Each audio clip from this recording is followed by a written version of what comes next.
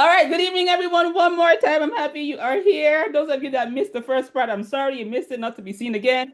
But tonight I have with me Michael Byars, who has been buying businesses now for the last 20 years, 20 years plus at this point, okay? And at this time, he's actually done over 50 deals. I think it's at like 56 deals or so, and currently has quite a few in the works. So listen, if you are here to learn about buying businesses, type a two in the chat. Type a two in the chat if you're here to learn about buying businesses. Let's make sure that I have the right people in the audience. Okay, Mariella is here. Courtney, hey Courtney, nice to see you on here. Hey Franklin. All right. Now, as I'm bringing him on, I want to know what actually made you all join us this evening. Like, what was it? What is that mindset, that life goal that made you say, you know what? I'm going to hop on the call. I'm going to put aside my other like Thursday evening activities and just come learn about buying businesses. What is that goal? What is that thing that you would like to do with your life? Or maybe for some of you, it may be like a major pain point in your life that you're like, I want to get rid of this.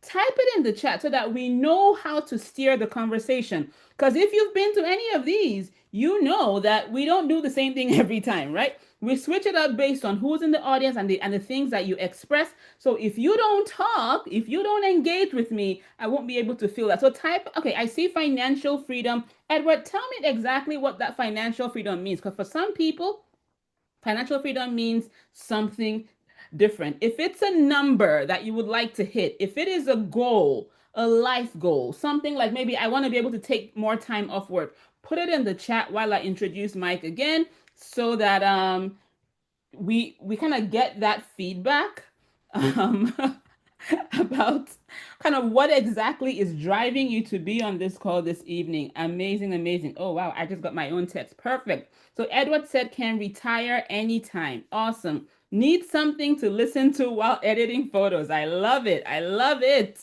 All right. Okay. So welcome, Mike. Good evening. Thank you again for being here with us. I really appreciate your taking out the time. Would you just go ahead and just like introduce yourself to the people, help them sort of understand what we're here for? No, sorry, not what we're here for. Help them understand sort of like what your background is, who you are, what you do, that and then we can get into the conversation. Awesome. Well, thank you for having me, Chia Jose, and thanks everyone for showing up and hanging out with us tonight. My name is Michael Byars, and as Chia Jose said, I'm kind of a serial entrepreneur. I grew up in a small little town in South Carolina, really poor. We lived in a single wide mobile home with no heater air till I was 15 or 16. Luckily, I did well enough in school that I could get a full ride going to Clemson University for academics. I got there, and while I was there, I started a tech company. It ended up taking off, doing well for me. I dropped out of college after about a year and a half, and just to pursue the tech company. Uh, and it was a grind. Just that startup, it was super tough, and I didn't really know what I was doing. I was kind of struggling. About 3 years into that, I'd made enough money to where I could go buy my first business, and that's when the light switch went off. I was able to walk into Cashflow and walk into systems, operations, processes. Everything was there. It was a working machine that was running at 100 miles an hour, right? So I took that business, and the first year I had it, we did about $250,000 in sales with about $50,000 in profit. Not real good. Within 3 years, I had it doing over $3 million a year in sales and over $1 million a year in profit. Oh, wow. Operated that for 10 years, sold it, and bought another business. This time I bought a failing business in the same realm. What a horrible idea that was. It took tons of time, tons of energy, tons of effort. But at the end of the day, it was when I bought it, we were losing about 4,000 a week. By the end of when I sold it 13 months later, we had netted over $1 million. I turned it around, but man, it was horrible. I mean, it was 16 hours a day, 6 days a week. Hmm. So I sold that company 13 months later, kind of got in the real estate space. I started buying single family homes. Now I've got about 185 of those that I own free and clear, no debt on any of that stuff. But as I started buying those houses, I started seeing the need for other types of businesses. So I bought a plumbing company. I bought an HVAC company. I bought a property management company. I bought a forestry mulching company.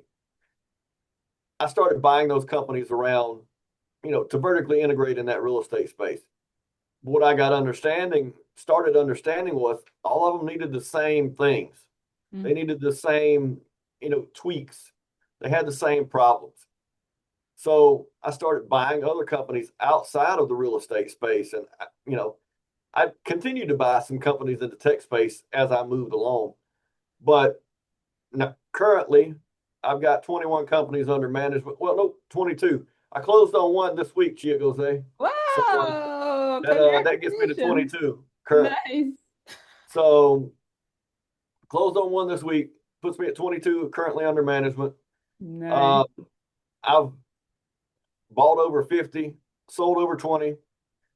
I'll normally do 3 or 4 or 5 deals a year. I did 7 last year, bought 7, sold 5.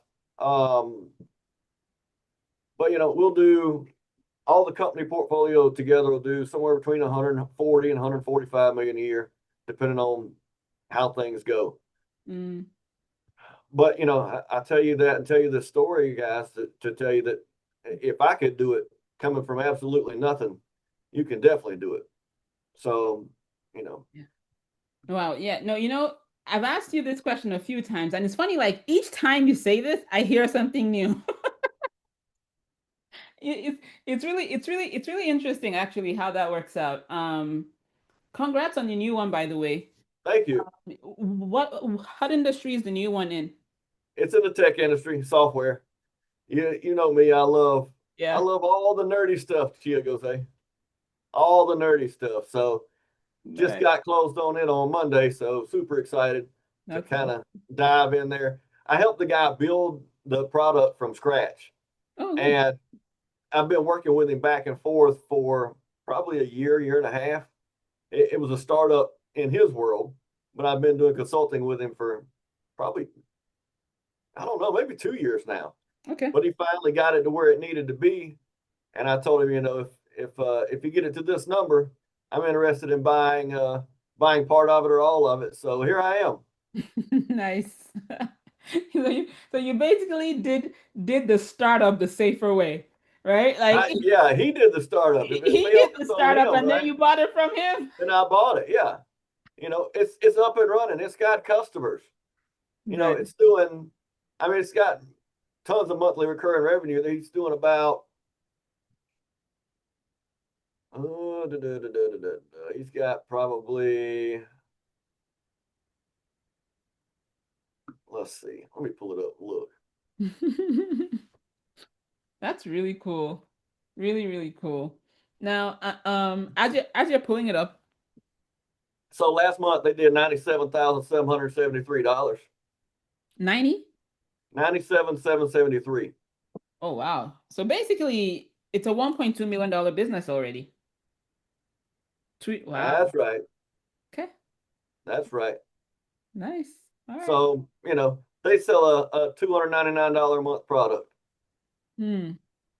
That's cool. And if in that industry, once you get that one customer, unless you have churn, then they're stuck with you.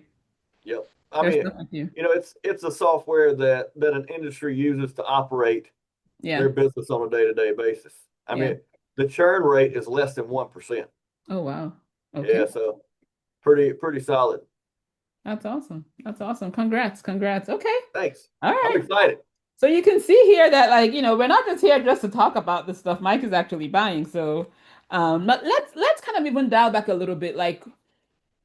Um now you began with saying that you went into real estate at some point, and I know that a lot of people in our audience, a lot of people that find me somehow have some interest in real estate. You know what? Let's even poll the audience. If you're here and you have either done real estate or have had interest in real estate, type a three in the chat so that way I know the real estate folks who are in the room to know if we should even go down this pathway. Okay, all right. I'm seeing quite a few threes. Hey, Tanya. I'm seeing quite a few threes, quite a few threes. Hey, Femi, Christina. All right, okay. So we have some real estate folks in the room. Because the one question, and it's particularly when you're among doctors, and I know it's not only doctors here, but everybody wants like, what is the best way to make money? Because we can't just do the average thing, right? We have to do like, what is the best way? Now, obviously, I always have to add this caveat here. We're not here providing, financial advice. We're not your financial advisors, okay? Right. However, based on your experience, how does real estate and buying business, how do real estate and business acquisitions either compare and or fit together in your experience? So for me, and I can only speak from my experience, right? Yeah. But for me, they go hand in hand. I take and make the money in the businesses and roll it right over to preserve it in the real estate. You know, the businesses are going to do 25 to 30% profit margin. The real estate on a year over year basis is going to do 12 to 15%. The Hmm. money is made in the businesses is preserved in the real estate. There's, there's a place for both of them. Yeah. I think the people that tell you got to do one or you got to do the other, I don't really believe that Yeah. because I don't believe one or the other would work for me. Hmm. It takes the combination. Yeah. And it's funny. It was when I went for your event a few years ago that that light bulb moment went off. That oh my goodness, these two things actually walk in tandem. But the way it came to me then was you actually just like you said, like this one churns out the money that you can then go dump in real estate. Right. Like I bet real estate is so much better when you're not like on your neck for how much cash you have to like put out to like fix an AC because Right. you've got a money maker that you're simply not preserving on the real estate side. That's it. That's it. Yeah. Now in terms of things like even let's even talk about even things like how do the businesses support or would you like to like share that video that you Yeah, had I last can time? share it with Okay. you guys. Yeah. Maybe if I can figure out how to work this thing. Bear with me. With the mastermind, we have a lot. Hang on. With the mastermind, we have a lot of real estate investors coming in. Hang on a second. Yeah.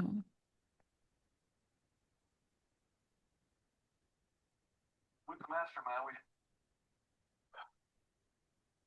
bear with me.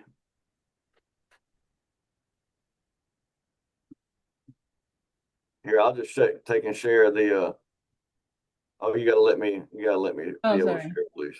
Yeah. All participants. I think. Yep. Okay, go ahead. All right. With the mastermind, we have a lot of real estate investors coming in. So, a lot of times we compare what we do with real estate because we're from the real estate space with about 175 single family homes.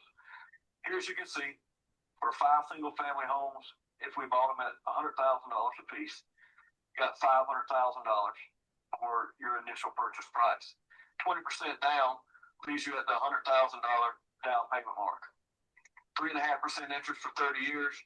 Principal and interest would give you $1,750 a month. Taxes $1,000 a month. Insurance $875 a month. And your rent at the 1% rule is going to be $5,000 per month. When you subtract out all the expenses, that leaves you a net cash flow of $1,375 per month. Times 12 months leaves you with about $16,500 per year of net cash flow. Whereas a business acquisition, you have $1 million purchase price, 10% down is the same 100,000 as you have over here with your single family homes. 30% cash flow business, which is what we like, leaves you with 900,000 financed at 5% for 10 years which leaves you with a $10,200 per month payment. That's $122,400 annual debt service. $300,000 annual net profit. $300,000 profit minus $122,400 debt service leaves you with $177,600 net profit per year versus the $16,500 net profit that you'll get off the same investment into the single family home. All right. As you can see, the difference in the net cash flow from the business versus the real estate is huge. You have the same initial investment for real estate versus a business acquisition, but you've got, almost 10 times the net profit. Yeah, that was the video. I don't know if it was the exact video or if you used a different maybe sheet or something to show it, but when I saw those numbers, that was when I said, I don't know what we're doing, but this is Right. where we need to put our attention. This is where we need to put our attention. Um, so, so now, I mean, now that we've kind of established like kind of how real estate and businesses compare and sort of how you've been able to kind of put them side by side with each other, let's talk about a little bit about like what you look for in the businesses that you buy. Like you've shown before, like there are a lot of businesses that, or actually, let's talk a little bit about actually even before we talk about what you look for, is it's the question of why buy a business, right? As against just starting one from scratch, right? Like, I mean, your friend now, just built a business to 1.2 million in a matter of 2 years. So like, why shouldn't we all just go start businesses, right? Why are we even talking about buying instead of starting businesses from scratch? Because, I mean, at the end of the day, 95% of startups fail in the first 5 years. Less than 5% of acquisitions fail in the first 5 years. Things that are in motion tend to stay in motion, right? Hmm. You know, he did knock a home run this time, but I was on the phone with him. He paid me for consulting. I was on the phone with him at least twice a week. Hmm. You know, he built it out. I mean, was it a startup? Yeah, but I mean, he had a real good base plan, Yeah. and he knew he had a buyer at the end as long as he made it work. For me, it's I don't like doing branding. I don't like doing a lot of that stuff. I'm not creative. I'm the nerd of the group, right? So let me come in here, buy something that's already going, and go with it. Let him put in those 80 or 90-hour work weeks for a year and a half. While Yeah. I'm out here buying other stuff with cash flow, I'm making money while he's over there grinding, right? Yeah. Yeah. So Yeah. Yeah. I mean, the internet makes startups look very glorified. they're not. I have done startups, a few of them, probably three or four, but they have all just been absolutely horrible. The tech company that I've got was a startup. I'll never do another startup. Never, never. Nobody talks about like the late nights, the days that your Zoom link that has always worked doesn't work. Right, right. Startup feel very like really glorified. Yeah. Yeah, but then when you buy a business, basically you are walking into cash flow from day one, Correct. into customers from day one, into teams, into systems, into all of that from day one. Somebody asked during one of the sessions, it's like, but you have to deal with all the people. That's the good thing about it. Yeah. The people are what you're buying as well, not in a literal sense, right? Right. But you're buying something that's set up with employees. You're buying a business with a quarterback in there. This guy's going to own or not own, but operate the business for you while you can go find something else to buy. Hmm. Hmm. So now let's now delve into the how. Like when you look at these businesses, you go on the different websites that are out there to unpick a business. How do you decide on which business out of the thousands that are available for sale, on which businesses you actually will look at? What criteria do you use to filter the businesses? I'm going to buy something 1 to 7 million bucks. I want it to have 10 employees. I want it to be in business 10 years or longer. I want it, I mean, there's really, I mean, if you get those things, it's going to be pretty solid, Hmm. So you know. if you're listening and you missed that, this is one of those points that that I like to sort of like tell people, like, if you are multitasking, come back to me, okay? Because this right here is not only gonna make you money, this right here will save you from the squirrel moment. And I'm gonna kind of go on a tiny, tiny tangent. This week, I was looking at a deal. Actually, it was last Thursday. I found a deal on one of of the Facebook groups, and I talked with the guy, and I told Tony about the deal, my husband, and he goes, "Mike wouldn't do that deal." So Nope. here I am reporting myself, okay? Because I will tell you, you're gonna see businesses that are like, "Oh, but I can do this, but I can do that." But if you go through Mike's criteria, it'll save you from a lot of headaches. So if you were multitasking, come back to me. Would you mind going over those four things, and then mention the fifth thing, how you look for in businesses? Yeah. So I mean, I'm gonna look for something 1 to 5 million bucks. You know, but maybe in the market today, 1 to 7, right? Mm-hmm. I'm going to want it to have at least 25 to 30% profit margin or higher. I'm looking for something that's been in business 5 years or longer, or 10 And years you. or longer, and with 10 employees or more. So now let's break down each of those things, because when you give somebody like those kind of criteria, or we call it the buy box, right? Yep. The internal smart mouth, okay, goes, but why 1 to 7 million? Why 1 to 5? Why 1 to 10? Can you give us kind of the rationale, like why you go for, let's start with the first one, the revenue metrics that you use. Yeah, I mean, my whole buy box criteria was built around making mistakes. I would buy something too small, and there just wasn't enough cash flow there. I had to bolt it onto something else in order to get it to cash flow. So for me, I'm buying something 1 to 7 million. If it's $1 million, it's too expensive for chucking a truck. The guy that's got maybe one or two employees, he can't shop in that range. If I stay under that $6 to $7 million range, it's not generating enough cash flow for family offices, hedge funds, private equity to come in and buy. It's just too small of a deal.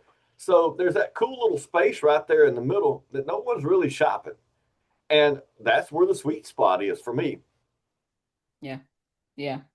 And then there's also something that that you said at some point, that about at the $1 million mark, they've kind of started to figure out how the business works, right? Like you're not trying to build the business for them. They kind of have an idea.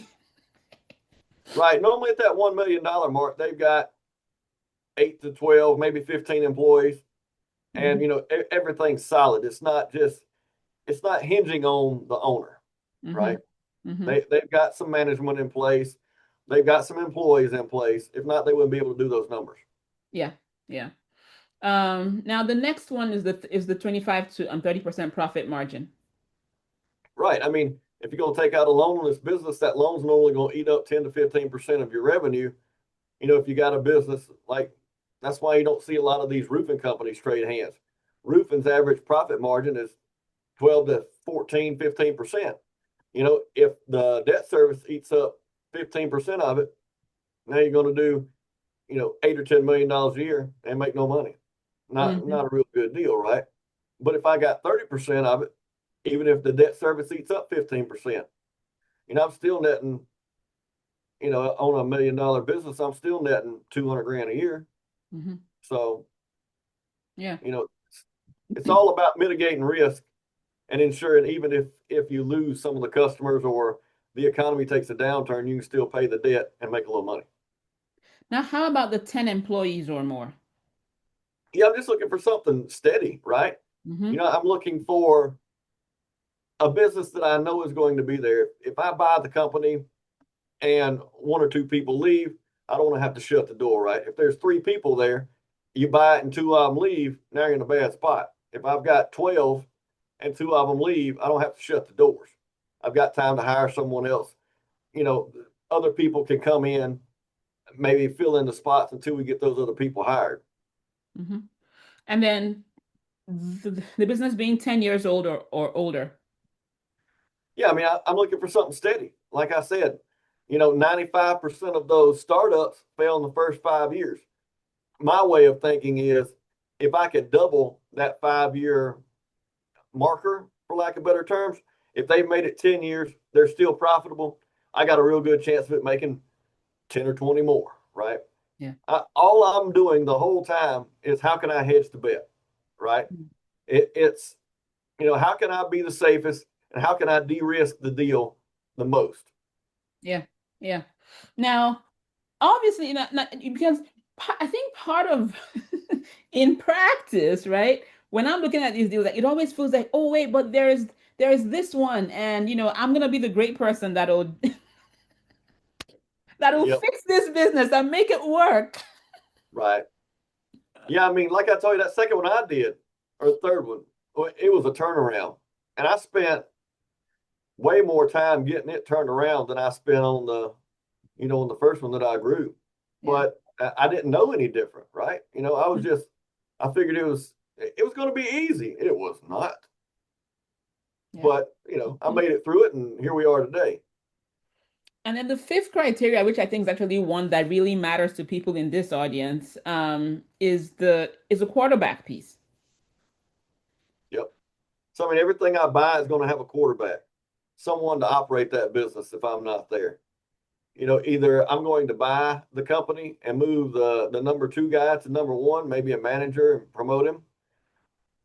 The old owner is going to stay on, continue to help operate it. I'll take over the business side. They can go do the thing, or I'm going to have someone in my network that I can implant into there to operate it. That's an industry expert. Okay. Yeah. But Because that is a non-negotiable on anything I buy. because then there's usually that question of how in the world are you able to run 22 businesses now That's right. in only 24 hours? Some of us are still trying to figure out where our shoes are, and you run 22 businesses in 24 hours. It's all because of my quarterbacks. I've got a great team in place. Every different business that I have has a quarterback. There is no overlap, no any of that stuff. I mean, obviously I've got core people at the office that kind of help out and support everyone that I have. But at the end of the day, it's all about the quarterbacks. It's not, yeah, I feel like I do a good job, but I do a good job supporting them. That's what I do a Supporting good them. job at. Yeah. So if we had to do like a day in the life of a Mike right now, what is your typical day like regarding these businesses, even as you have 20, so that at least we can picture what it's like if we had just one? Yeah, I mean, I'm a firefighter. The quarterbacks call if they have a problem. I help them work through it and on to the next thing. Okay. And you know, if the phone's not ringing off the hook for, other people needing help or my quarterbacks needing help, I'm looking for something to buy, Mm-hmm. So you're whether still, it's real estate or a business. I mean, yeah. that is my day right there every day. Now, when you say firefighter, and I'm really just pulling out the words from people's tongues, as I know that they'll be asking, when you say firefighter, are you saying that there's a lot of hassle that comes with this? Or are you No, saying the that, the okay, quarterbacks take care of all of the day-to-day problems, right? yeah. More of the stuff that I'll give you a great example like today. Mm-hmm. I've had probably 15 or 20 calls today. Two of them is companies I'm looking to buy. One of them was the guy that I partner with or bought out this week.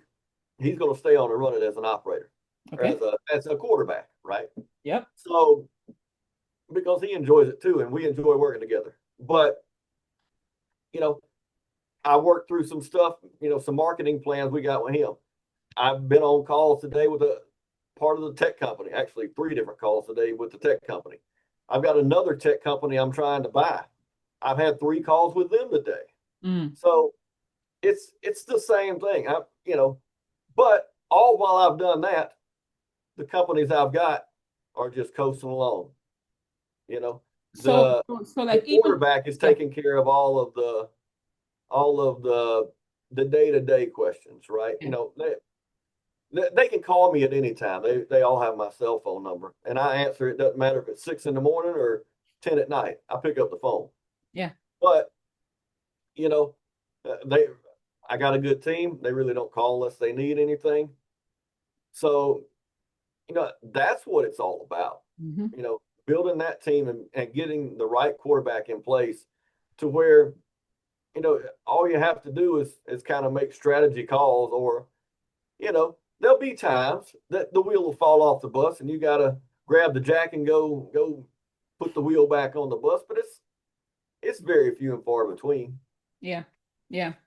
Yeah. And like you mentioned that you have like a plumbing company, HVAC company. How much plumbing do you do? Oh, I can't change your sink. You don't want me trying to do any of that. I don't know anything about it. That's why the quarterback is so important, right? They handle all of that. I handle the business side. They handle the actual plumbing side.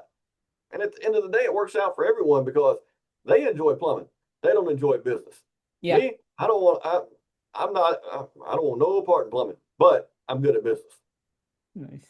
Yeah. So Yeah, I mean, it's each time that I see people like you that are like doing basically sitting in ownership of the business as against operating. I think that is the mindset shift that a lot of us sort of have to that's will huge. ourselves to do, right? Because we're used to being it. Like I'm a doctor, right? Like I was at work this afternoon. I was it for like a good, I don't know, 8 hours, right? I Right. was the anesthesiologist in the OR, putting the patients on and all of that. And if I tried to fall asleep, well, something fell off and I can't fall asleep, right? Right. But when you step into a place of ownership, you're not it. You're the person out there telling the person in the room what to do. And I You mean, got to that's, work. yeah. You got to learn to work on the business, not in the business. And Hmm. that mindset shift and that change is really what catapulted me to where I'm at today. Just because when I started the tech company, I was it. I was the only person. I was the cook, the cleaner, the janitor, all of the above. I was that guy, right? But once I learned to work on the business, get the right people in place under me to work in the business, it was all over then. Hmm. Love it. Now let's take a look at a couple of businesses, and maybe at the end I'll tell you about this this deal that Tony was going to report me for. Okay. It's probably like one of those deals that our buddy we were talking about the other day brought to me today. It's $210,000 purchase price. It was net $90,000. I'm like, what are you gonna do with this, man? He's like, oh, it's just a little cash flow. Yeah, that's exactly what it is. A little cash flow. By the time you pay debt service on it, it's gonna cost you $20,000 a year. Throw this in the trash and go buy you something that's worth having. You Sounds know, about right. Sounds very like, but it's making a little money. I'm like, yeah, it's got 2 employees. What happens when one of them gets sick and the other one's grandma falls and they got to go? You just go shut down and leave? No, this is super risky and dangerous. He's like, I didn't think about that, but at the end of the day, I think about it because I've made those mistakes before. I bought those companies with the small amount of employees. Man, it just never turns out good. Hmm. You So want to share your screen? Let's play our little game here. Okay, guys. So before Mike shows his screen, type in the chat, okay? How much now? A few of you typed in earlier. If you're just joining us, by the way, welcome, welcome. I'm seeing a couple of new people. Hey Nancy, hey Muldoon, hey Michael. Let's see. Hey Maria, hey Mark, Christina, Josiah. Okay, I won't call everybody's name out, but hello, hello. In case you missed the beginning, type in the chat, right? What number will help you get to the goal that you mentioned. So initially, I asked what made you come out to a call this evening, and some of you said financial freedom. Somebody said, financially independent and retire early, the FIRE movement. Somebody mentioned, let's see, what else did people mention? Alternate sources of income, being able to retire anytime. Now, type in the chat and tell me what number will make that goal possible for you. So type what the goal is if you haven't typed the goal yet, and then type what number, either a monthly amount or an annual amount, okay? Like if it is, I need to replace my income, you can put like a rough number, like, okay, I would like to make like 20K a month or 30K a month or 5K a month. Whatever that number is for you, type it in the chat. Let's see those numbers so that then we see what businesses we should be looking out for. Okay? Type in numbers in the chat. Let's use real numbers because there's no point talking about all this if we can't actually relate it to what matters to you. Okay, so Muldoon says 30K a month. Okay.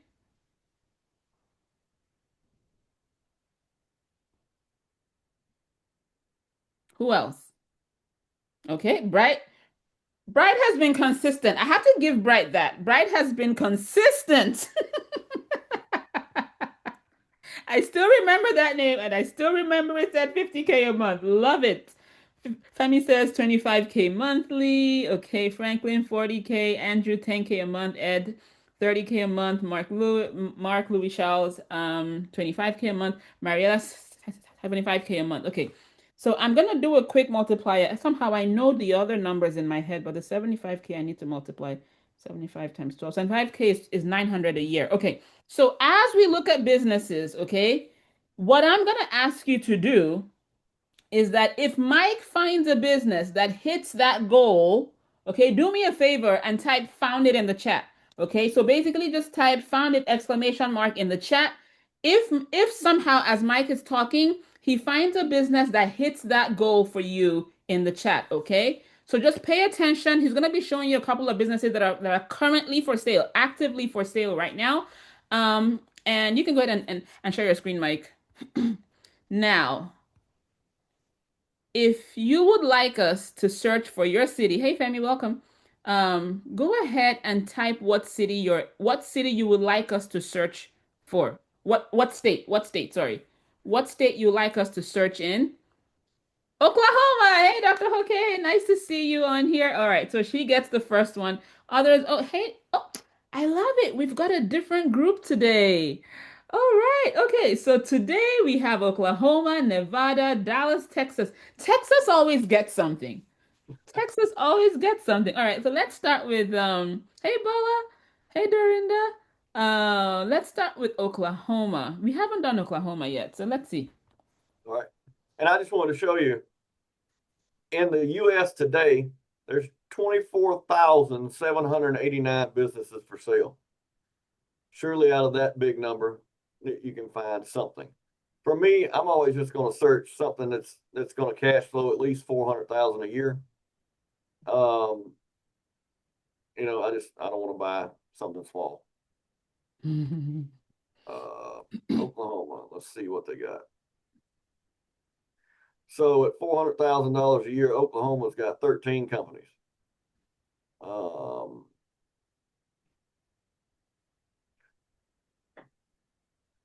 I like this. They're real low on employees, but water well drilling people that are doing new homes, this is always going to be in demand, water wells.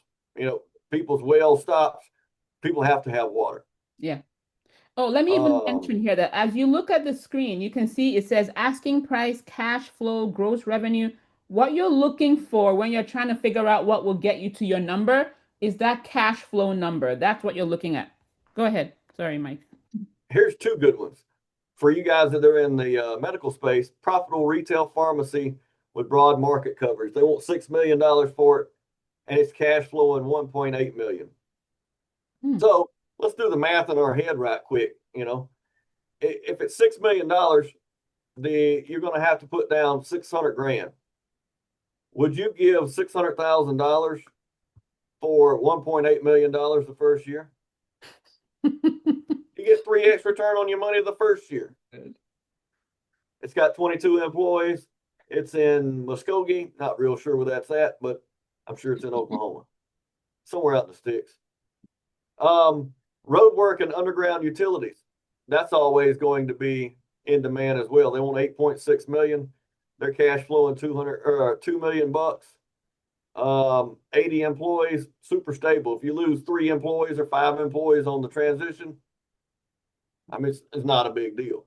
Mm-hmm. You know, um,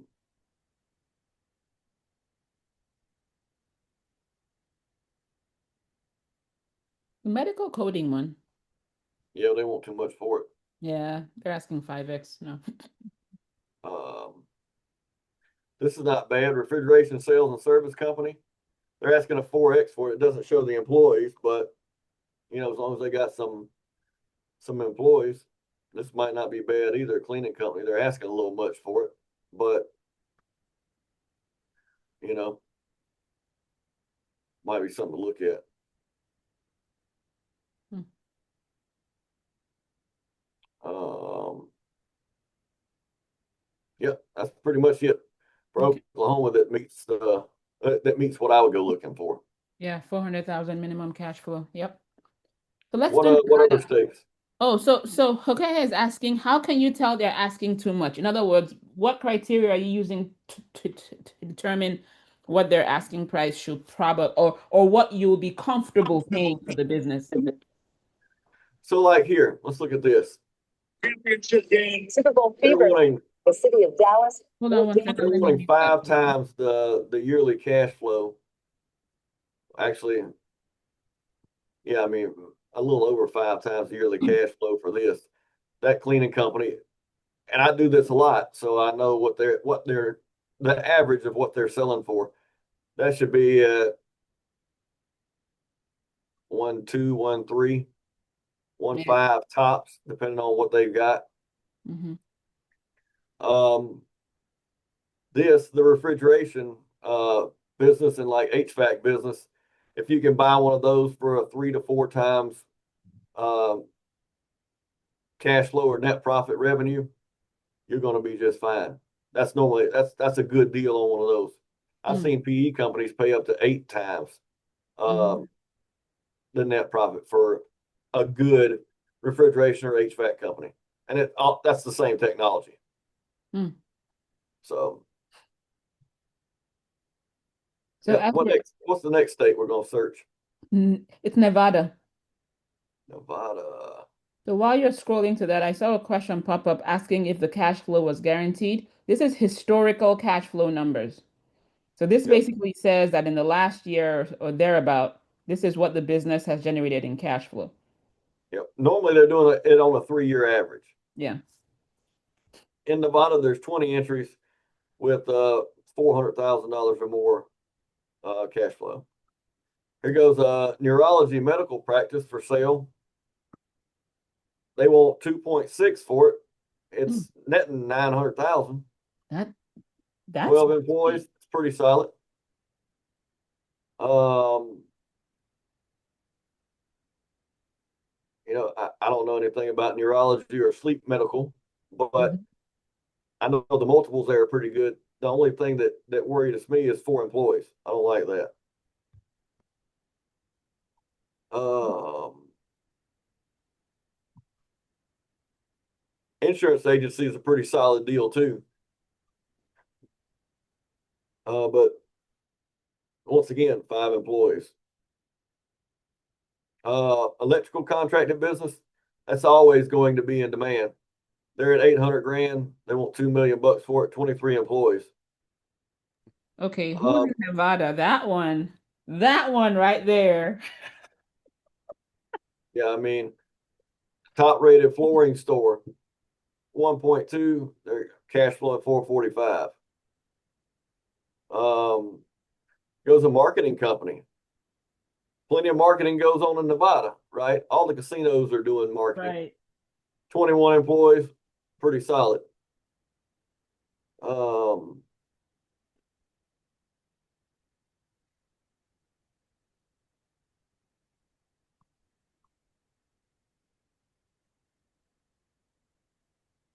But guys, don't forget, as he's scrolling through the screen, if you see a business that has cash flow that hits your number, just type found it in the chat. I want to just see who, if we can get everybody that put a number in to have found something.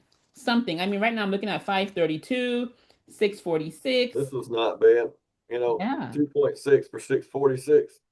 I'll take that. And they got 11 employees. Yeah. What's next? It What was else we gonna look? Texas, Dallas. As always, Texas always shows up. Texas, no joke.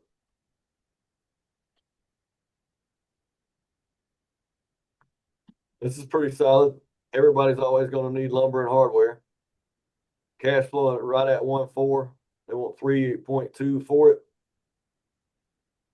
Here goes a pool designer. 10 employees.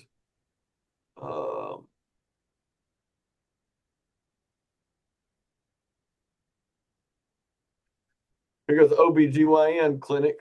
Mm. They want 1.2 for it. You're halfway even in year one. 13 employees. Pretty solid if any of you are in that space. Automotive parts distribution. That's never going anywhere. 10 employees. Looks pretty solid. Here goes another parts distribution as well.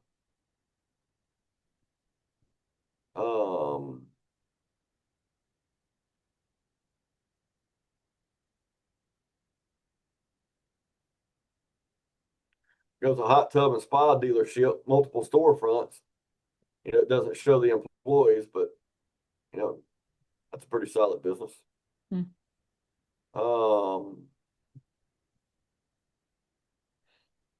Goes a pediatric clinic. Would you give $750 for $470,000 the first year? All I day. probably would if I was a pediatrician.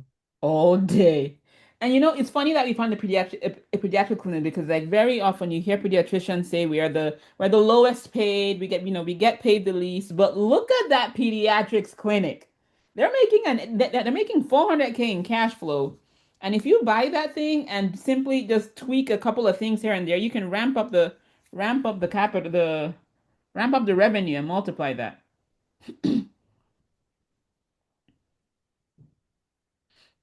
All right. Here goes Yeah. this transportation business. That's the business and the land. They want Hmm. 2.865 for it. Cash flow at 800 grand. The Wow. real estate's got to be worth something. I'd probably carve that real estate out or ask to carve the real estate out, Hmm. get a much lower price. I mean, you might be at that, 1.5, 1.8 price, Hmm. and then rent it back and get the first right of refusal. It's funny that you mentioned carve outs. I put up a post this evening about carve outs on Facebook. You could basically take a deal and cut out the things you don't need and make it a better deal for yourself. That's it. Yeah. Let's do Ohio and then we'll talk about kind of like how these things are financed.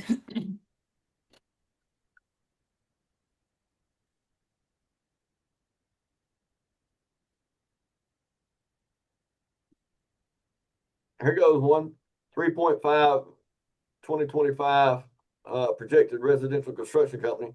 They want 1.8 million for it. It's cash flow 1.8 million. Hmm. You're even the first year. Um,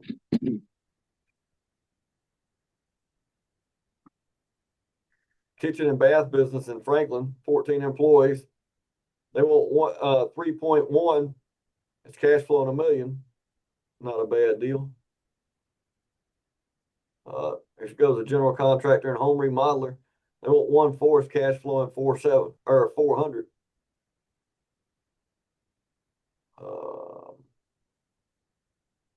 Home healthcare business, they want 2.4 for it. It's cash flowing 820. 60 employees, that's pretty stable. The pool service company is asking for a lot. I'm gonna do that one. Floor coating business, they want 1.3 for it. It's cash flowing 430. Okay.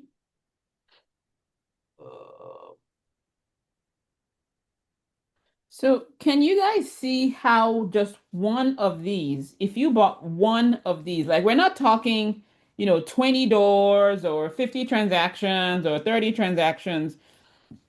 You could literally now is there anyone here who has seen something that if you bought one of these could possibly replace your salary? Just one. If you found that, type a six in the chat. If you've seen one business that can replace your salary in one transaction, type a I don't know, I said six, right? Or something. Type a six in the chat. Type a six in the chat. Let me see. Okay, I'm seeing a couple of sixes. Okay. All right. So you see that when we talk about, your cash flow blueprint, like this is not fluff. These are actual businesses listed for sale. These are actual businesses that are listed for sale that I think I lost my screen here. Actual businesses that are listed for sale that we didn't even have to screen like literally live. And I always have him pull them up live because that way you don't think that we went to filter out the good ones. These are literally businesses that you could literally go on, search for, talk to the broker, ask them for a sim or a confidential information a memo, and then get information and potentially buy. So let's talk a little bit about the financing part of it. Like what if one were going to buy, let's say much, let's even just say that pediatrics practice, like what options are there for the person to go buy them? So you got a lot of different options. First off, you got the SBA, just Small Business Administration. It's a government-backed loan, kind of like a HUD loan, Fannie Mae, Freddie Mac, all that stuff. But they're going to make you put down 10% of the purchase price unless you are in that line of business, a professional in that whatever business it is you're buying. If you're a pediatrician and you go to buy a pediatric clinic, you could get 5% down. It just depends on what the SBA wants to do, right? Mm-hmm. Banks really like giving those SBA loans because the government backs 70% of that loan. So at the end of the day, as long as you pay for 3 years, the bank is off the hook for your loan, right? They like doing those loans for that reason, right? The bank's main goal in giving you or anyone else a loan is, number one, how do I get even? And once I get even, how do I make some money? But the first thing is always, how do I get even? Mm-hmm. So banks really like that. And there's a lot of creative finance ways you can do it, with owner financing, earn ins, earn outs. I mean, there's tons of ways to take and go through there and get these deals done. Some of the deals that I've done, we've talked about it in the past, Chigoze. I bought a $1.4 million business, zero money out of pocket, didn't cost me a nickel to get into. And the old owner, he still works for me today, 3 years later. He loves it. He just didn't like business. Mm. He liked doing the thing. Yeah, yeah, yeah. And I was even talking to, like, there are even now loan options for doctors to acquire practices for even for zero down. Like if you have expertise, particularly in the field that you want to get, then there are those options there for Yep. you. Um Now there was one more thing that I was gonna ask. All right, so let's take a couple of questions here. We can't take a ton of questions today because our time is limited this evening. But I'm gonna tell you guys about something we have coming up actually this Saturday. In a few minutes, I'll tell you about what's happening this Saturday, where you'll be able to ask really a ton of questions. So let's see a few questions here. Um, Okay, so one question here from Ed says, do you have to buy a company in the state where you live? No, I own companies in 9 different states Okay. across the U.S. Mhm. And so somebody, I think I saw something float in at some point. Somebody was asking how you manage the businesses. Okay, so how do you manage these businesses from far away and keep a close eye on what they are doing? And I think that's actually what you talked about earlier, that it's the quarterback. It's the quarterback. Yeah. It's all about who you got in place. And I mean, I've got a super strong internal team as well. I've got CPAs that work in the office and accountants. I've just got a good team. I couldn't do the stuff that I do without the team that I built. Yeah. So basically invest in building the team so that it's even less money, it's even less work for That's you. it. Yeah. So Femi is asking, can someone who is not in health buy a pediatric clinic? Oh yeah. Yeah, That's they the can, issue with but medicine. you're going to have the old owner or the doctor to stay on, or you're going to have to bring a doctor on. Yeah. And your deposit with I can't really answer what is the deposit. I don't know your credit score, any of that stuff, right? But normally the SBA is going to require 10% if you're not a doctor. Yeah. Yeah. And I think that goes for then doctors buying other businesses, right? The plumbing company, the Right. HVAC, and all of Yep. that. It's the same thing. Hire somebody that knows what they're doing in that field. Hire someone that knows what they're doing there, and then basically be the owner and understand all the, the higher level stuff. Yep. Um, so can you get these SBA loans from any bank? Um, any bank can offer them. That doesn't mean every bank offers them. Mm-hmm. Yeah. Yep. So, yep. That's a good one. All right, let's see if there are any other questions that I'm missing. Um, And obviously, with the pediatric clinic, you've got to check the state laws and make sure you yeah, know that conforms to the state. Different states have different laws, right? yeah, So, yep. Um, all right, great, great, great. Okay. So no, this has been good. Now, Josiah, and my pleasure. Okay, how do you protect yourself financially if an acquisition doesn't work out as planned? you do the best you can on the front end. After you sign on the paperwork, it's too late to start worrying about that. Yeah. You do all the due diligence. I can tell you, on the average deal that I close, I've spent probably 6 months if it's on market, normally a little over 12 months if it's off market. So it's not like a real estate deal where you go out there, get the contract signed, you're closed in 2 weeks, and now you're the proud new owner of XYZ business. If you do that, you're gonna get jammed up quick. Yeah. So Yeah. And actually I didn't even share this earlier with the deal. Remember there's that one landscaping deal that I was actually gonna do. I was happy about it. I was excited about it. My dad even liked the deal because he came with me to see the business. But it was during due diligence that we found out that there were some structures that weren't in place. So you do financial due diligence, legal due diligence, and even just due diligence of even just like how the business even works to start. And it was while we were doing that we found out that the employees, the workers, were not classed properly. And accountant said, "Oh, no, it's not a deal. Like this is gonna mess things up." And I was like, "Nah, no way, no way." And then I called Mike that day for something else, and I asked him, and I was like, "Hey, what do you think about this deal?" And he goes, on to the next one. I was like, "Wait, what? What do you mean by on to the next one? I just spent $28,000 on due diligence here. What do you mean on to the next one?" And I'm really, and I kind of had to reframe it in my head that day. I kind of had to reframe it in my head that day because I was like, on one hand, I was like, man, I just spent 28K and you just told me on to the next one. But I was like, wait, but he just saved you $1 million. Like I was yep. ready to pay 1 million. I think it was 1.1 million on that business. It would have cash flowed 450 at face value, 450K at face value, but because we found that during due diligence, we were able to not pay $1.1 million dollars. I mean, I was going to buy a medical company back in 2019. I spent 82,000 and about 10 weeks on the road. Yeah, Spent 82,000 in due diligence just to end up scrapping it. yeah, yeah. Um, So yeah, no, and that experience actually was what made me really take this very seriously Yep. because I know that there's a lot of sound out there now on Facebook and in social media about, oh, just buy a business, oh, buy a business. And a lot of things that you hear are like, oh yeah, go buy the mom and pop shop down the street. But I'm like, but due diligence? But due diligence, right?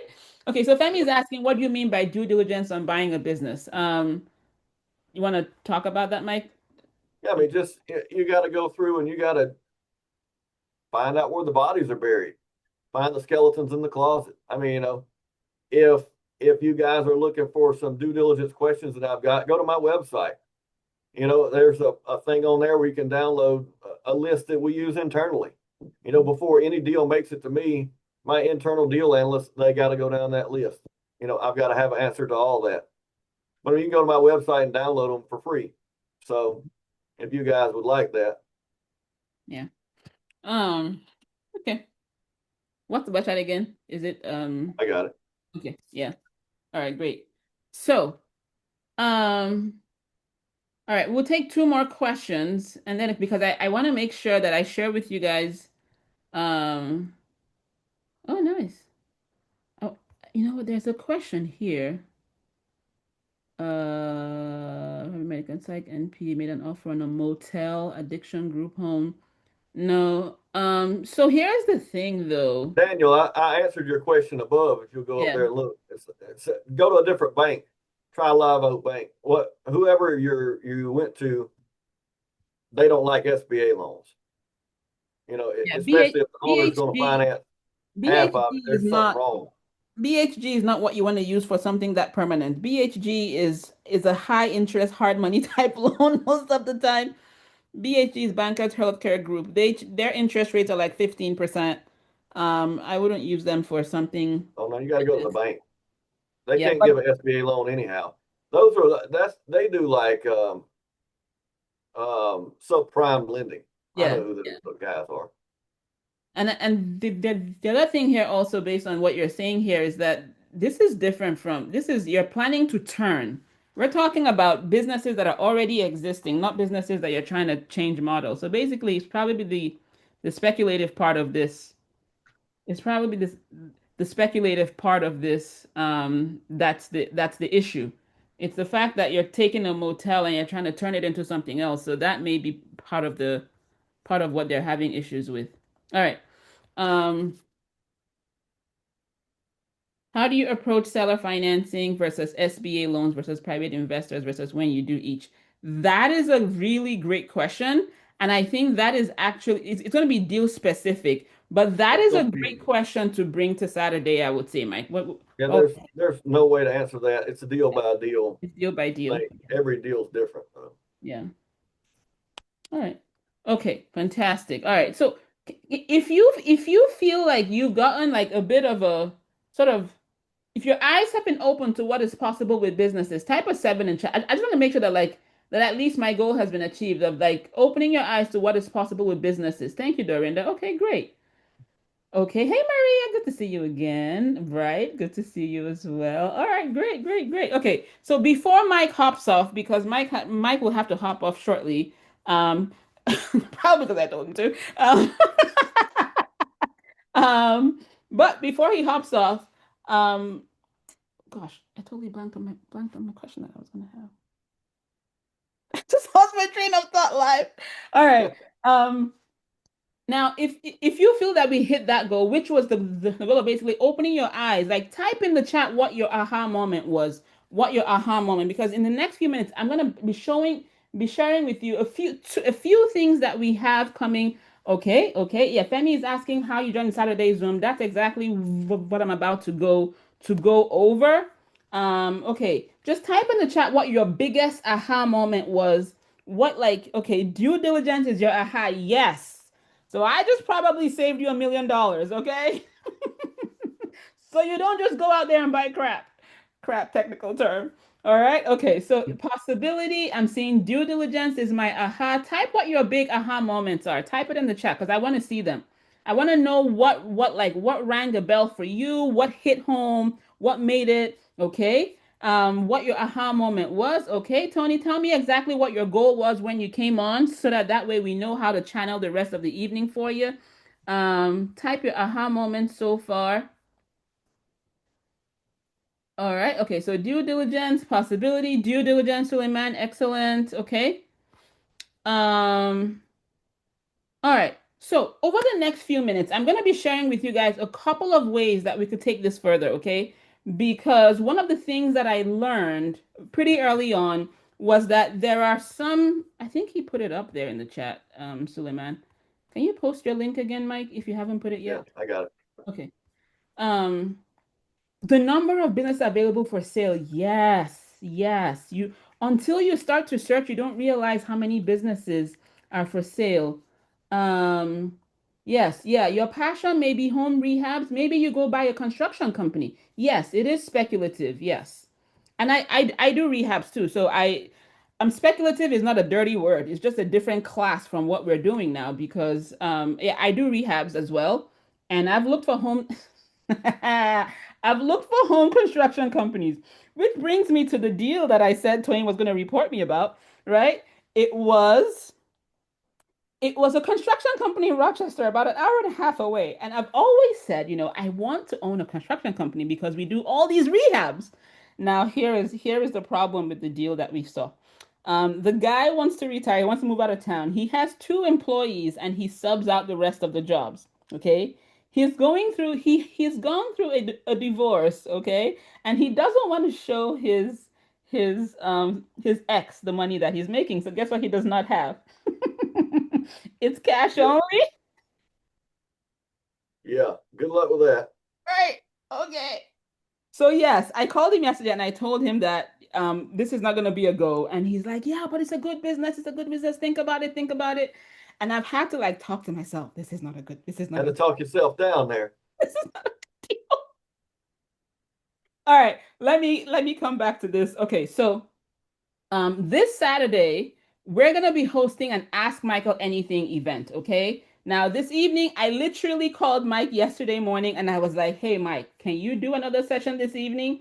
And he was like, "Well," and I was like, "Okay." So I really can't keep him long, but this Saturday, we already had it planned that we're going to do a full-on Q&A session, Ask Michael Anything session. This was originally going to be for people that have signed up to attend Catalyst Bootcamp. Okay.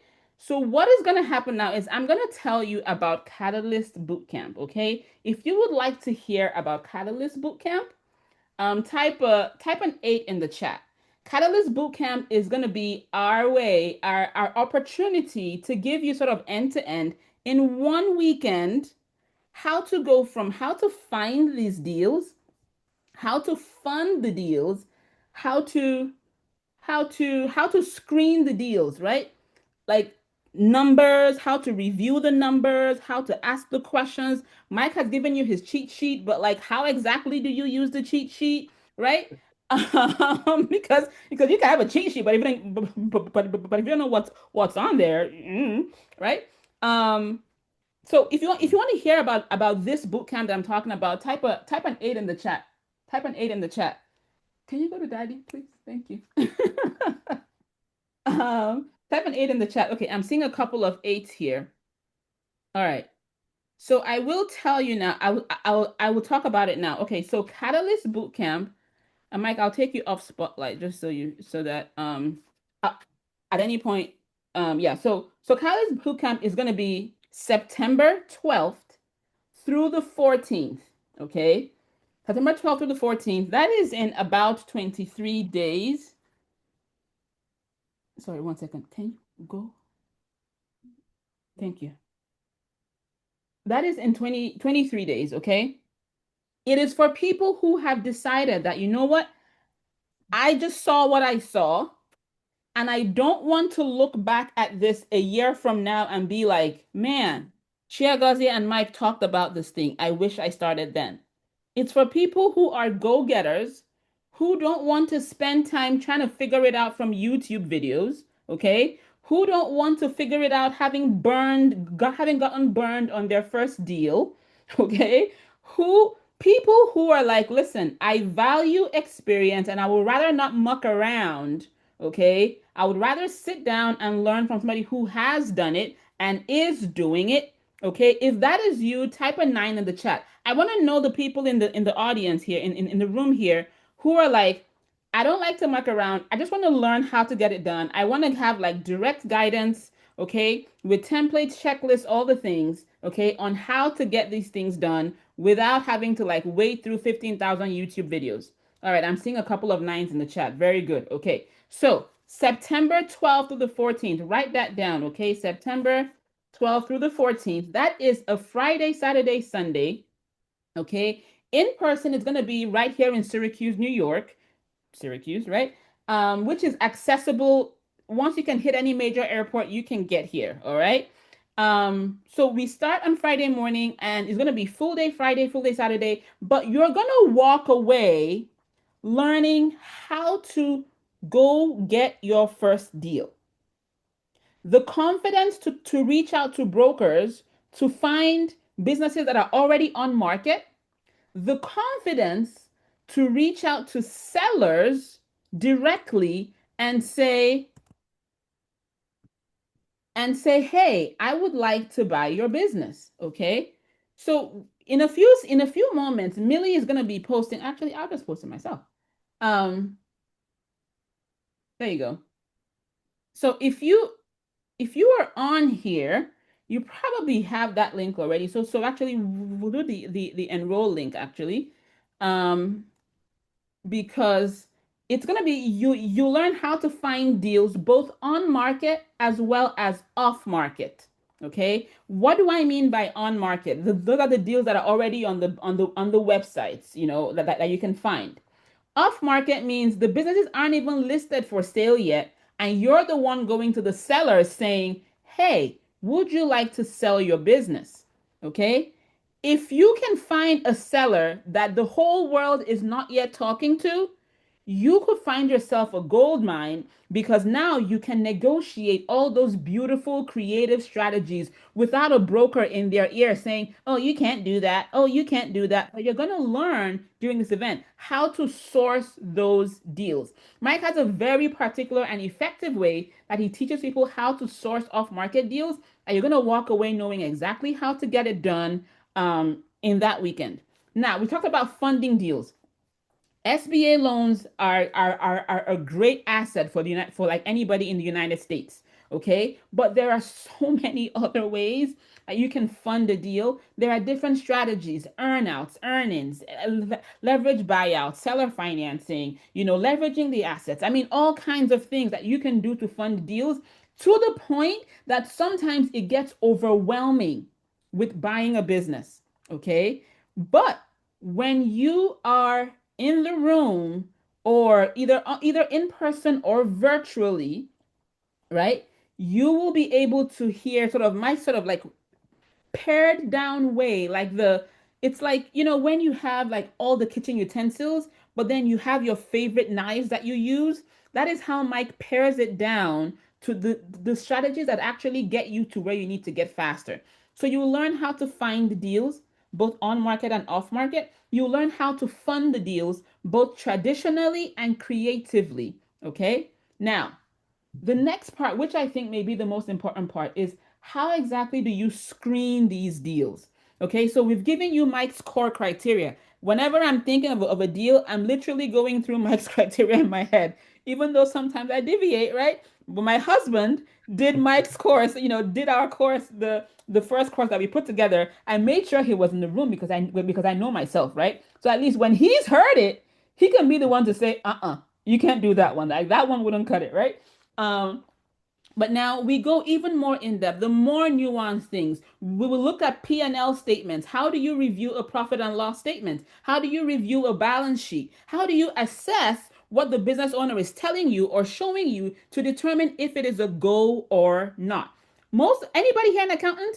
Most people here aren't accountants. I am not an accountant. I had to learn how to review financial information when I began looking at businesses, and so you are going to be learning that as well, so that when a broker sends you a packet, you're not like, oh my gosh, these are numbers. I'm frozen. Okay.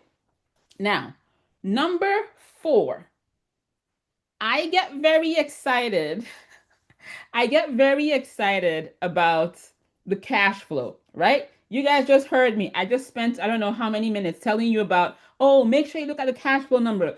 Look at the cash flow number. But one of Mike's favorite quotes that I love hearing is when he says, it's not even the $1 million that you're going to make a year that is the big money, right?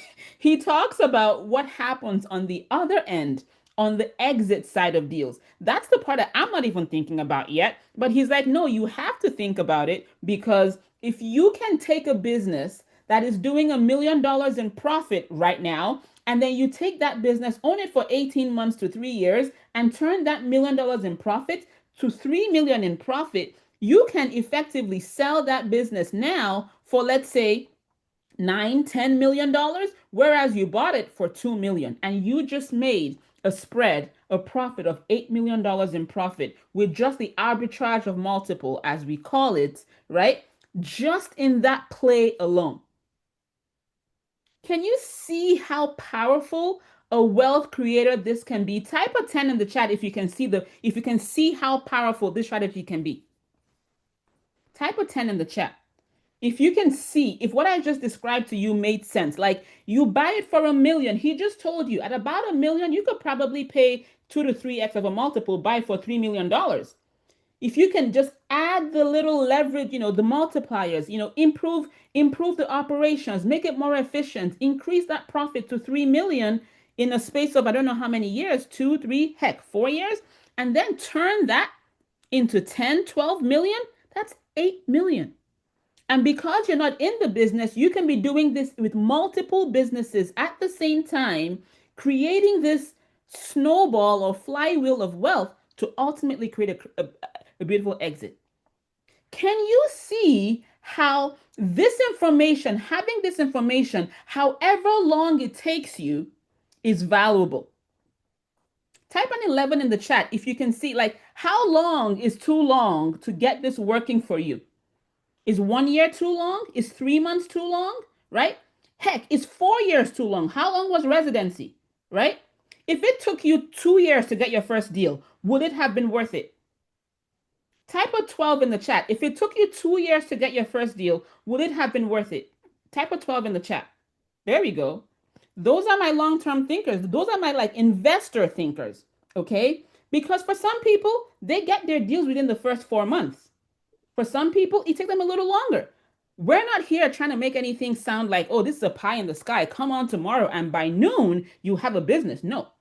We're here for the people who are playing a long game, who are playing a generational wealth game, who know that investing 3 days to learn a skill that you can rinse, repeat, do across multiple deals is absolutely worth it. Okay? Okay, so that is the core of the event. You will learn how to find, how to fund, how to screen, how to grow the businesses when you buy them. Okay, what KPIs, what key performance indexes, what numbers should you be looking at to optimize in the business to possibly grow? Heck, how do you grow the business? How can you use AI into your things? I know during our last session, Mike talked about, some things that they're doing in their businesses now, how they're using technology and automations to grow the businesses. These are the things we'll be talking about in Catalyst. Okay? Does this sound like something that could help you hit your goals? Type a 13 in the chat if you think that this is something that could possibly help you hit your goals. Type a 13 in the chat. Amelie, put that link again in there, please, if you don't mind. Okay, thank you. Okay, Benny says 13. Yep. Yep. Okay. So just two people think it in. Okay. Very good. Beautiful. All right, good. Great. Okay. Now, a few of you asked some questions earlier. Like somebody asked, how do we find the deals? Because we're putting together this very phenomenal event, there are just some key things that we've made a part of this, like as bonuses, okay? Because sometimes it's the main thing that matters. For some people, though, I know that sometimes, okay, so I'm going to confess, there was this huge launch this past weekend that I actually bought into. I didn't buy it because of the actual thing. I bought it because of the bonuses the guy was offering, okay? Because the bonuses were so good. Now, if you were not paying attention before, come back to me. Okay?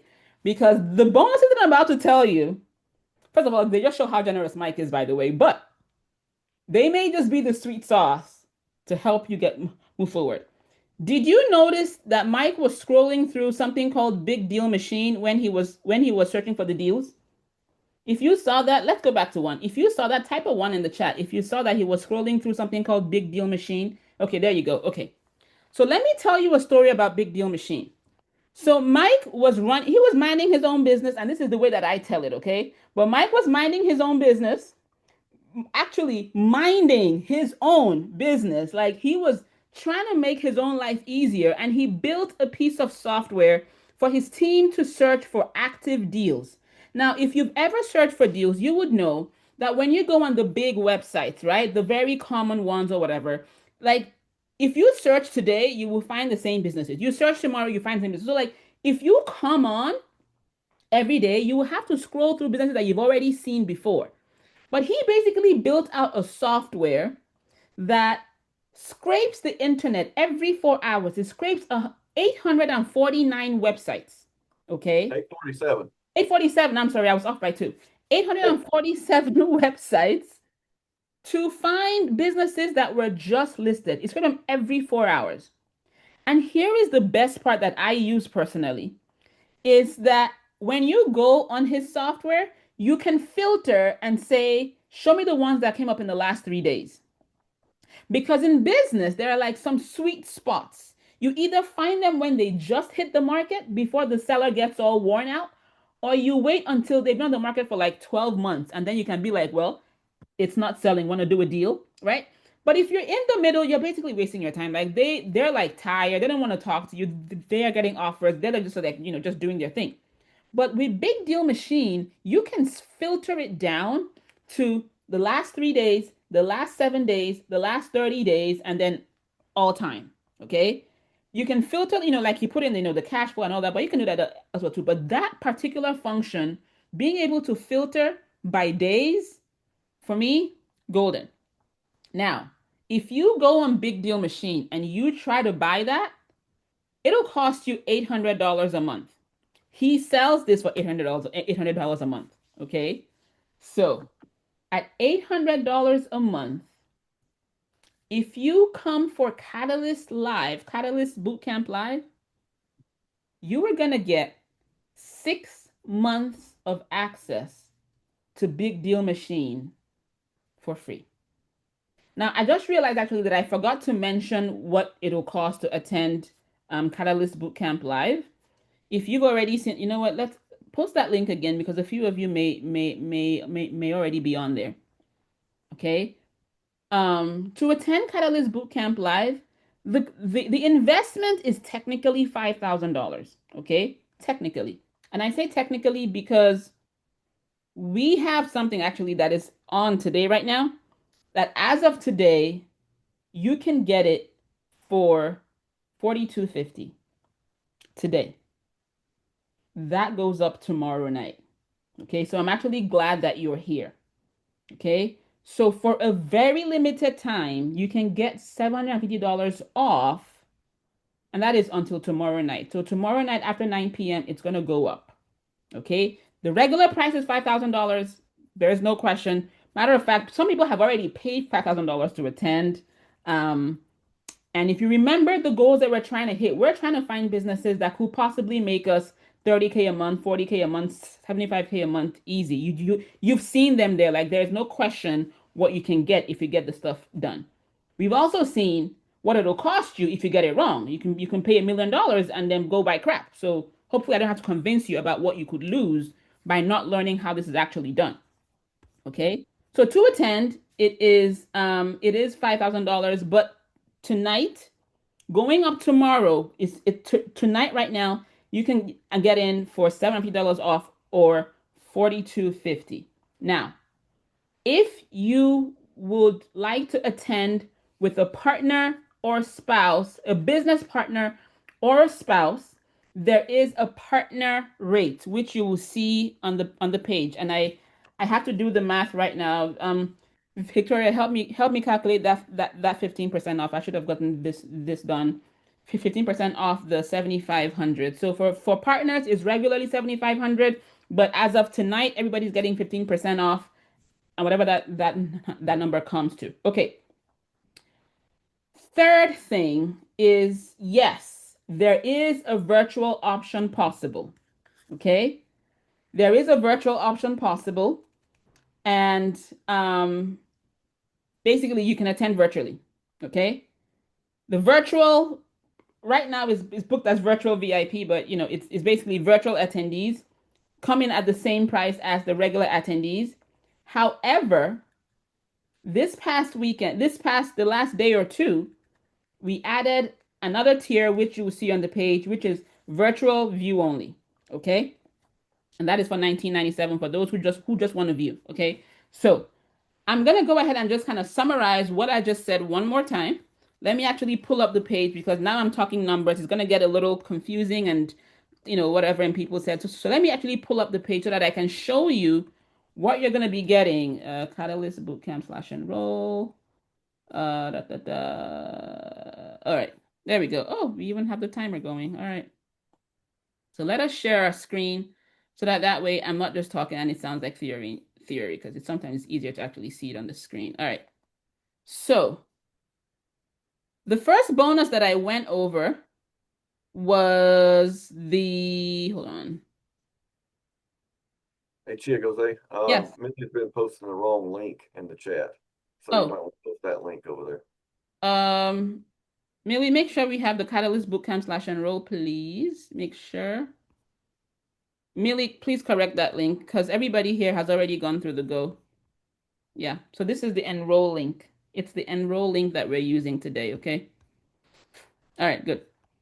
Thank you, Mike. All right, so when you get on the page, you're gonna kind of see like kind of all that talks about the countdown timer to when it goes up. It's in Syracuse, New York. When you scroll down, you see more of the bonuses that I talked about. Okay, the the deal sourcing software, that is the big deal machine. That is the one that I said you get 6 months of access to, which is a $4,800 value just on that alone. The next bonus that I hadn't even gotten to was the 100K deal document vault. This document vault, every now and then it was a few weeks ago, I opened it up just to see, okay, how can I describe to people what is in this vault? Okay. It's just basically, it's like a treasure trove of like, if you went to somebody that did deals and say, hey, do you have a document that I can use for this? This is Mike's vault of that. Okay. So we're talking, he wants to make an offer to a seller, a sample offer letter, it's in there. A sample, a letter of intent template, it's in there. Okay, like how do you hire an operator? He has a document that details like how you hire an operator. He has a document that talks about like what KPIs to look for in a business. He has a document that talks about like contractor agreements. I think I saw one of those even in there. It just has like so much stuff. I couldn't even like come up with a better name. They're like operation cheat sheets, cash flow management documents. But basically, he said it cost him over $100,000 of attorney fees and stuff to prepare a bunch of the documents that are in here. And you get access to that as part of your enrollment into the live boot camp and the virtual VIP. Okay. So when I talk about live boot camp and virtual VIP, these are basically the same. That they are one on the same. You get the same bonuses right here. So now let's actually scroll down a little more so that I can actually show you more of sort of like what each of them are. Okay. So this is the in-person experience. If you come in person, you are going to be able to obviously attend it live for 3 days, high-powered event. You'll be learning all of this. You'll be able to network with Mike, with me, with the other attendees, other people that you eventually build your network with. Okay. Obviously, if you're in person, I can give you swag, right? Like, a shirt or whatever it is that we end up giving you. You will get priority to get direct feedback on your deals. Because while we are in the room, if you have a deal, particularly if you come on Saturday and you kind of like give yourself a head start, you may have a deal in hand. You're going to have priority to get feedback on your deals because you are in the room. Okay. You're going to get priority to ask your questions live. Okay. Because we don't know how many people are coming. It depends on how many people get there. Like a lot of people may ask questions and our time is limited, right? So we're going to take questions primarily from people in the room first, and then we'll take questions from those who are in the live stream. Obviously, if you're in the live stream, we certainly would like to take your questions. But what I'm saying is that when you are in the room, I mean, you get first dibs. Does that make sense? Okay. Now the 6 months of access onto the software, the deal document vault, and then the virtual VIP, you'll be able to attend the event directly via Zoom, okay? You will be able to ask your questions live, okay? So just like those who are in the room, you will also be able to ask your questions live. This is the key part of virtual VIP. You will also get 6 months of access to the software. You will also get the deal document vault. So basically, the bonuses are the same. The difference between this and this is that these folks are in the room. We can touch them flesh and blood. These folks are on Zoom, and we'll give them the great experience on Zoom, but we just can't say hello, like, touching them and shaking them their hand. Now, we added this option because some people are like, I can't pull it off. I just can't do it. And we're like, all right, this is a live stream only option. This is just a virtual viewer. And I told my team, I said, this is going to be like somebody who basically turned on TV and there happened to be an educational experience happening.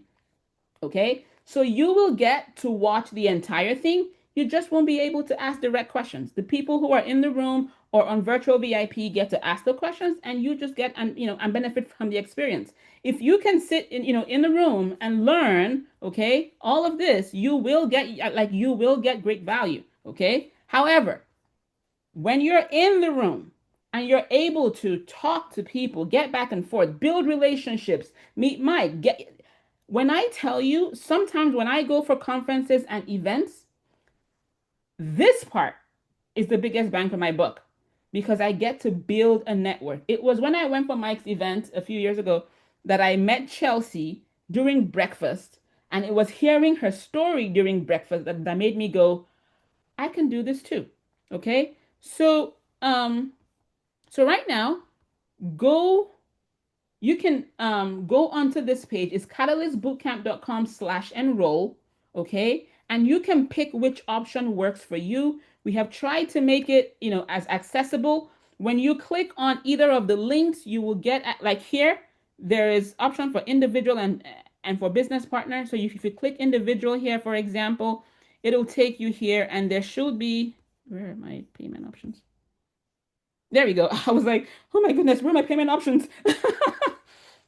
If you look down here, you're going to see that there are even options like Klarna. There are different ways that you can pay for this. Like if you need to like buy now, pay later, Klarna is your friend. There's Amazon Pay, Google Pay, Cash App Pay, all kinds of ways that you can pay for this.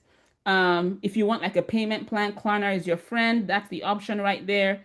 But if you want a business partner, if you're coming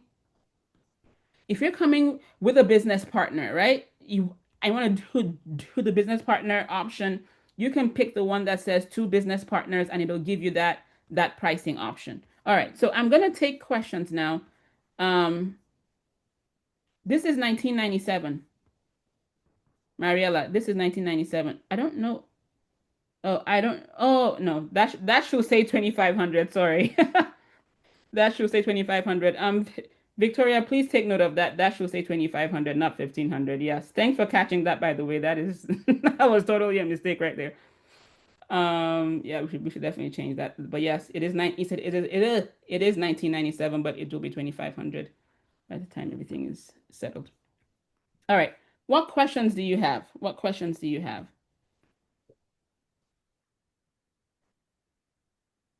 Oh, Saturday's option.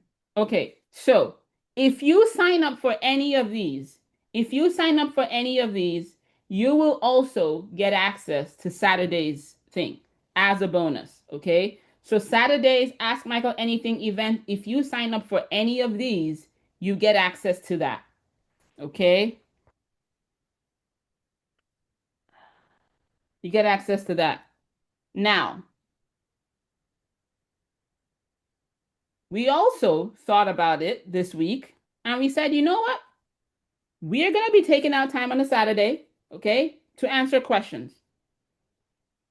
Some people may be ready, some people may not be ready, right? By the way, this price goes up tomorrow, but I'm going to tell you something.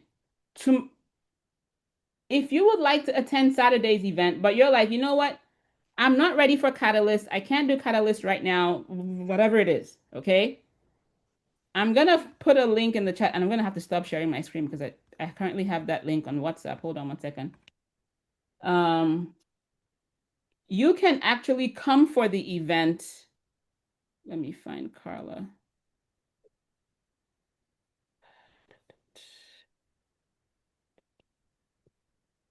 There we go.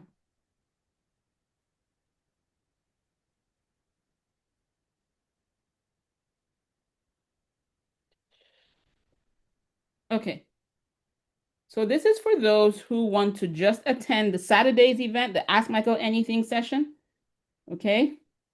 It's going to be a 2-hour event. We're going to, basically take questions from the room.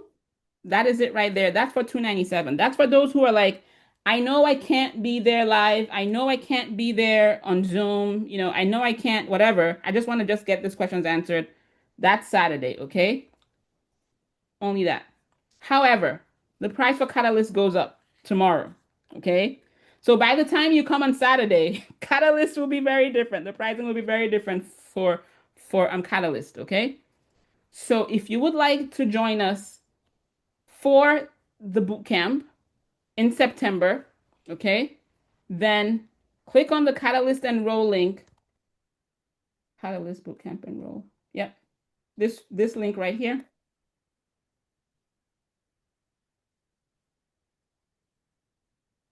And join us. What questions do you have?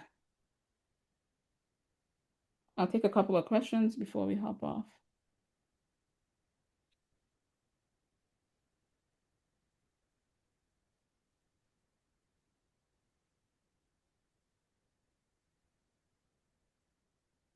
Oh, I forgot to mention the kids.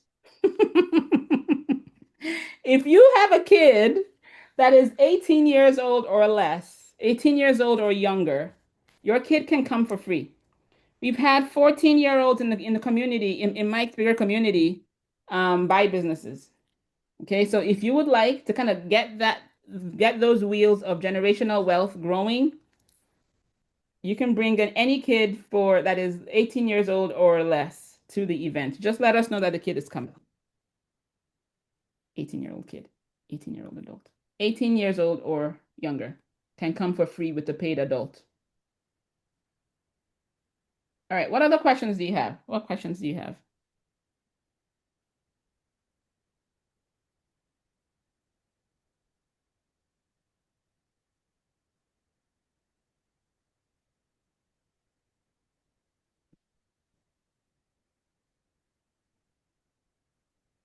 What questions do you have? I can take a couple more questions.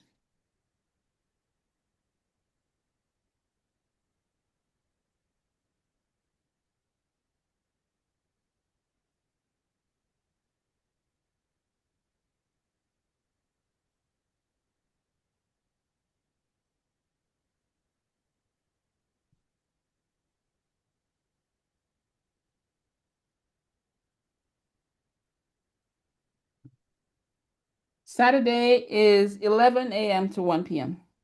11 a.m. Eastern. All my times are in Eastern.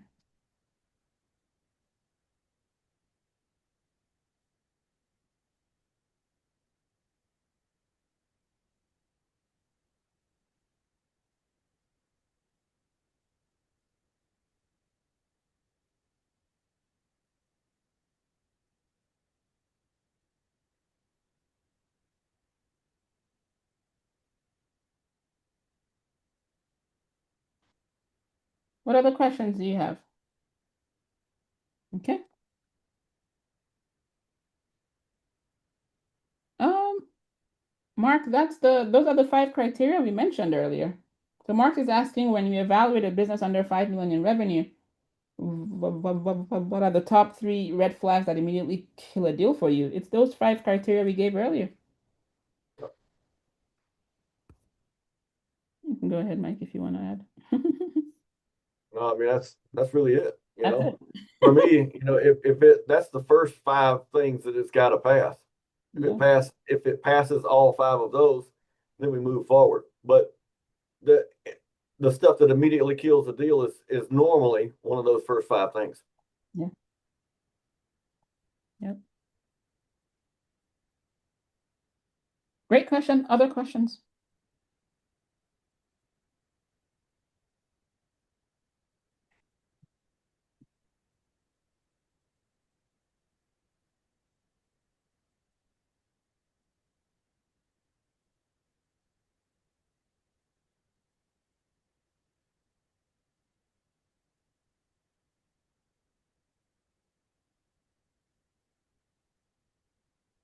Industries. Anything manufacturing or service based, all that stuff's always going to be around. If no matter what the economy does, if your heating and air goes out and you live in Dallas, Texas, and it's July 31st, you're going to get the heating and air fixed. Service based businesses are always there. If your toilet's overflowing, you're going to call the plumber. It doesn't matter, right? All the other things go on hold until that stuff gets fixed. Yep.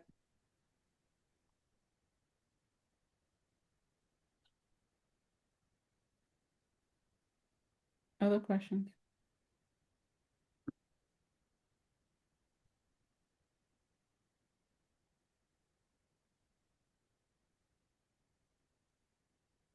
All right, I fixed that number.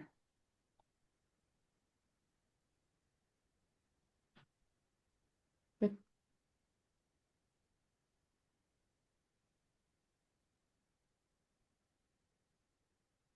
Most overlooked. There you go. Okay. Other questions? So I'm just gonna pull this back up real quick and just remind you of what you're gonna be getting when you join us at Catalyst. So at the boot camp, you're gonna get 3 days of really high level, should I say intensive training, so that you can basically go from brand new, never done any of these deals before, to being able to now go out and get your deals done. Excuse me, get your deals done, talking to brokers, talking to sellers, having the confidence, having the language. Because sometimes what stops you is even just having the language to even talk to people, right? Knowing what you're looking for, knowing how to look under the hood of the business, knowing who to talk to, which accountant, which CPA, which attorney to talk to, having people in your network now that you can even call on. Let's say I found something that, say I found like, a neurology practice. Now I can go find somebody that like, oh my goodness, like I saw you at the event, like I saw that you're a neurologist. Can you help me like analyze this deal and see if it's a good practice or not? Being able to network with people, both with Mike, myself, the other speaker. Oh, I didn't even mention the other speaker. So we'll also have a gentleman whose focus is really buying medical businesses for those who are so inclined. Being able to get priority and direct feedback on your deals, the ones that that you may bring to the session, even based on what you've seen so far. Being able to get your questions answered live, kind of during that period, being able to sort of direct the flow of the event. Then, of course, I mentioned the 6 months of access to proprietary deal sourcing software. Oh, I didn't even know I was still on my editor, um, which is big deal machines that I mentioned that we showed you earlier as well. Which right there actually is a $4,800 literal retail value, access to the 100K deal document vault. And this is applicable to if you're either in person or if you're a virtual attendee, a virtual VIP attendee.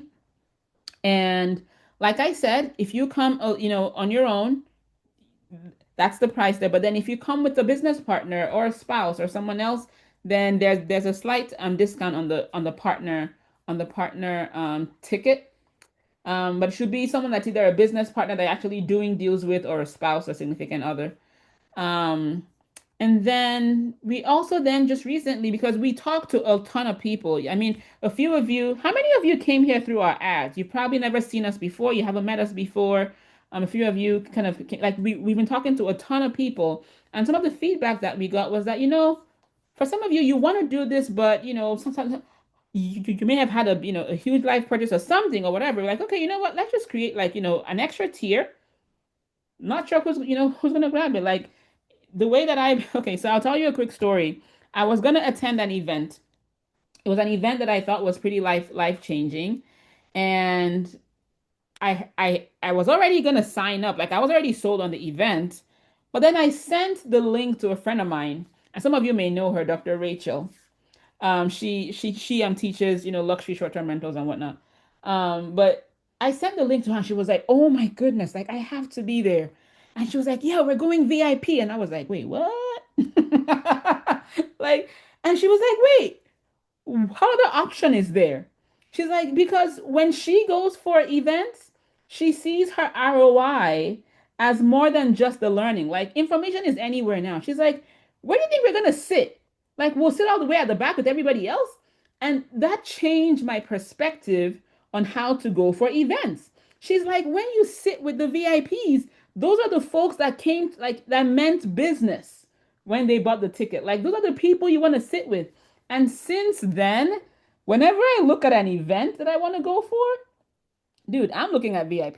Because I'm like, I might as well, right? Like, if I'm gonna leave my house, right? If I'm gonna leave my house and I'm gonna, like, you know, go for anything, it might as well be VIP, right? Like, if there's a VIP tier, I might as well do it. Okay, now for the in-person, I mean, this in-person experience is VIP. Like, this is gonna be a pretty, like, what's the word? Intimate experience. It's gonna be networking. It's gonna be learning. It's gonna be, really deep dive into being able to acquire these businesses. Um, but I thought to just share that story of how that mindset shift just changed things for me. Because when you show up differently. You show up with expectation. You show up ready to get your ROI as against being distracted by, kids and work and the pager rings and all the things that happen. So anyway, we're gonna leave the link down below one more time. But I just want to just thank Mike for just taking out the time to come out this evening, one more time that I called it, right? Um, and be able to kind of like let people sort of get to experience hearing from him, learning from him, because when you come for Catalyst Bootcamp Live, he's going to be the person teaching primarily. We have another speaker, Philip Ndo, who's going to talk about the medical stuff. I'm going to be there as well. But I wanted you guys to just kind of get a feel so that you know that we're not just here doing fluff, okay? We're not just talking about things that we heard about, okay? But Mike who's gonna be teaching, he's gonna be teaching from like actual real life experience, and you got to see him kind of do that this evening. All right. Any other questions before we hop off? Would you send the recording to all of us? Yeah, yeah, we'll send out Okay. this. Thank you. Not sure who asked that. Oh, Chukuka. Okay, yeah, yep, yeah, we'll send out the recording. Okay. So I'm gonna stop the recording here actually. Let me stop the recording.